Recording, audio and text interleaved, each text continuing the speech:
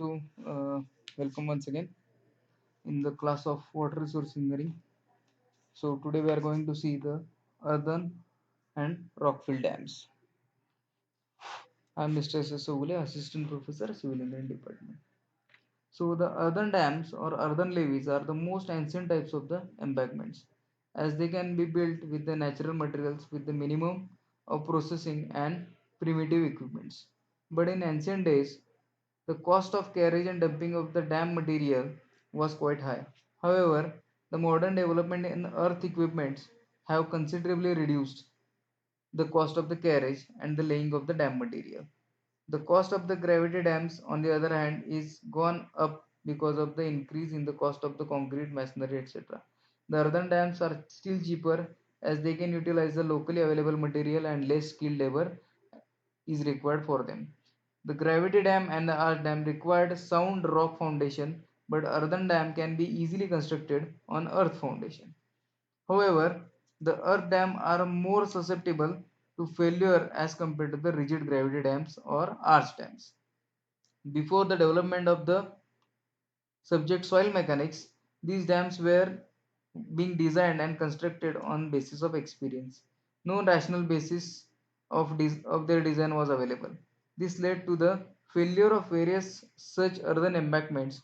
However, in these days, these dams can be designed with the fair degree of the theoretical accuracy provided the properties of the soil placed in the dam and properly controlled.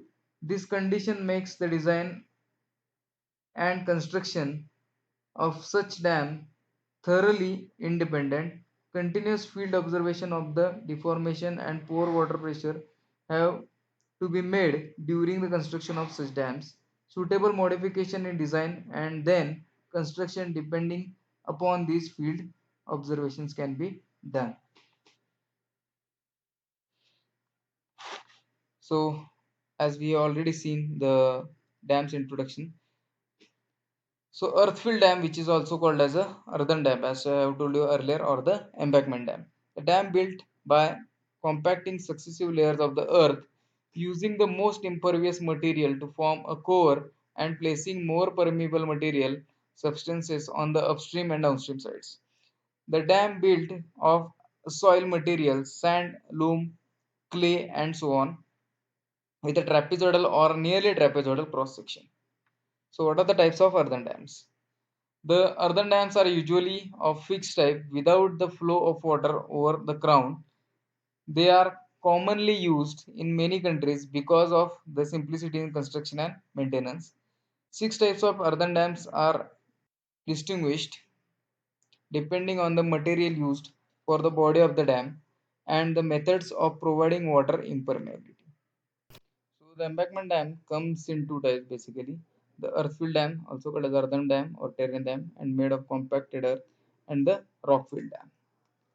So according to the height of the dam, the high dams or the large dams, if the height of dam is bigger than the 100 meter, it is called as high dam. It is in between 50 to 100, it is called as medium dam, and low dam or small dam if the height of dam is lower than the 50 meter. Now, what are the types of the earthen dams? So, earthen dams can be made of three following types, that is homogeneous embankment type, zoned embankment type, and diaphragm type. So, first is the homogeneous embankment type. The simplest type of the earthen embankment consists of the single material and the homogeneous throughout. Sometimes a blanket relatively impervious material may be placed on the upstream face. A purely homogeneous section is used when only one type of material is economically or locally available. Such section is used for low to moderately high dams and for levees. Large dams seldom designed for as a homogeneous embankment. The purely homogeneous sections possess the problem of seepage, and huge sections are required to make the safe against piping and stability, etc. Due to this, homogeneous section is generally added with an internal drainage system such as this horizontal drainage system filter. So you can see over here, this is the seepage and this is the drainage filter, Rocto, etc. The internal drainage system keeps the phreatic line, that is top seepage line, well within the body of the dam, and steeper slopes. Thus, the smaller sections can be used. The internal drainage is therefore always provided in almost all types of the embankment. So here you can see this is the seepage line, and to keep this check, drainage filters has been used over here. So this is basically the homogeneous embankment in which the same material has been used. Here the stone pitching has been done because of the uh, actually sometimes you might have seen the water currents cutters are there, which is sprayed on the jetty or the not the jetty, on the seashores, etc. You might have seen in the Munna Bhai movie to uh, stop the erosion of the shores. So same way it is there. The stone pitching protect this dam from the erosion. Now the zoned embankment. Zone embankment are usually provided with the central impervious core covered by a comparatively pervious transition zone, which is finally surrounded by much more pervious outer zone. So you can see here the pervious outer zone is there, again slope protection is there. This is the transition filter of the mediocre permeability, and this is the impervious core. Foundation is also impervious. The central core checks the seepage. The transition zone prevents the piping through the cracks which may develop in the core. The outer zone gives the stability to the central pervious fields and also distribute the load over the large area of the foundation. This type of embankment are widely constructed and the materials of zones are selected depending upon their availability. Clay, in spite of is being highly impervious, may not make best core if it shrinks and swells too much. Due to this reason, clay sometimes mixed with the fine sand or fine gravel so as to use for the most suitable material for the central pervious core. Silt or silty clay may be used as a satisfactory central core material. Freely draining materials such as coarse sand or the gravels are used in a outer shell. Transition filters are provided between the inner zone and outer zone as shown in the figure. So this type of transition filters are always provided whenever there is an abrupt change in permeability from one zone to another. So this is about the zoned embankment type. Now the third type, that is diaphragm type embankment.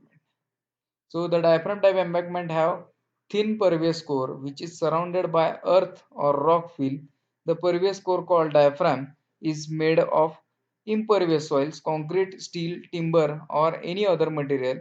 If acts as a water barrier to prevent seepage through the dam, the diaphragm may be placed either at a center as a central vertical core, as you can see over here, it is provided over here,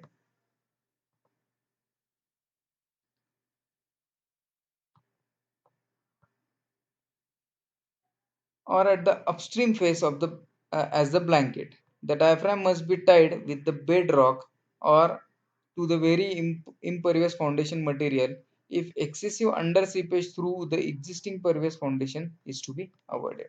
You can see this is pervious foundation and it is impervious foundation or the bedrock. So diaphragm type embankment are differentiated from zoned embankment depending upon the thickness of the core.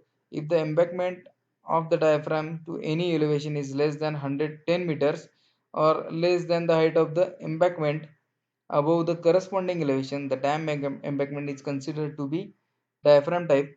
But if the thickness equal or exceed these limits, it is considered to be zoned embankment type. Another type is composed of suitable soils obtained from the borrow areas or the required excavation and compaction is layered by the mechanical means. Following preparation of the foundation, earth from the borrow areas and from required excavation is transported to the site, dumped and spread in the layers of required depth. The soil layers are then compacted by tamping rollers, ship foot rollers, heavy pneumatic tired rollers, vibratory rollers, tractors, or earth hauling equipments. One advantage of earth dam is that it can be adapted to weak foundation provided proper consideration is given to through foundation exploration, testing, and design. Earthen dams are distinguished according to their construction methods, such as field dams, which are built up by dry pouring of soil with the artificial consolidation or without consolidation, and a hydraulic field dam, the construction of which accompanied by the hydromechanism method that we will see. Uh, the drainage of earthen dam is usually made in the form of a drainage shell or a drainage mattress buried in the body of the dam. The rock fill and paving stone facing covered with the concrete or reinforced concrete slab are used to protect the upstream side slopes of the earth dam against the wave action, as I have told you earlier. And downstream slopes are protected by planted grass, turbs, poured gravel, and crushed stones, etc. So this is the protection of the earth. This is the road, and these are the particular earthen dam. So basically, constructing or method. What are the methods of construction? So there are basically two methods. One is hydraulic fill method, another is rolled fill method. So as we have discussed earlier, we discussed in quite detailed manner. So first is the hydraulic fill method. In this method of construction, the dam body is constructed by the excavating and transporting soil by using water. Pipes called flumes are laid along the outer edge of the embankment. The soil material is mixed with the water and then pumped into these fumes. The slush discharge through the outlets in the flumes at suitable intervals along their lengths. The slush flowing towards the center of the bank tends to settle down. The coarser particle gets deposited soon after the discharge near the outer edge, while the fines get carried and settle at the center, forming a zoned embankment having relatively impervious central core. So this is the advantage of this particularly hydraulic fill method. Since the fill is saturated and when placed, the high pore pressure developed in the core material and the stability of the dam must be checked for this pressure. The type of the embankment susceptible to the settlement over the long period because of the slow drainage of the core. So water tends to come out from the particular the soil. So we have to provide the good embankment in this case. So hydraulic method is therefore seldom adopted these days. Roll fill method of construction of earthen dam is therefore generally and universally adopted in modern days. So this is the older method, and this is not generally used for the particular dam of the construction.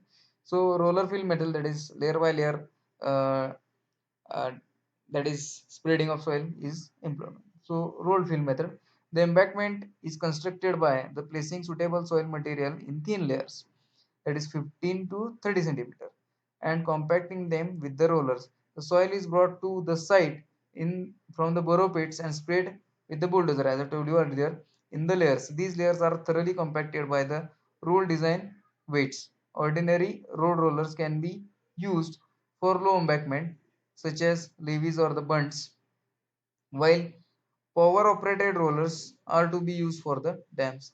The moisture content of the soil fill must be properly controlled. The best compaction can be obtained at the moisture content somewhere near to the optimum moisture content. The optimum moisture content is the moisture required for the obtaining optimum density of the field. Remember this thing.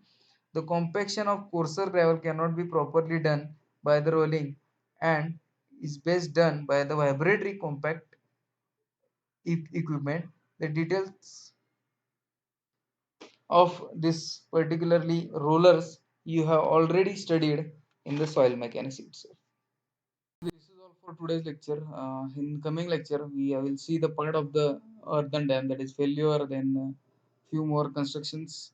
Uh, so those things we will see in coming lectures. So thank you for today's lecture.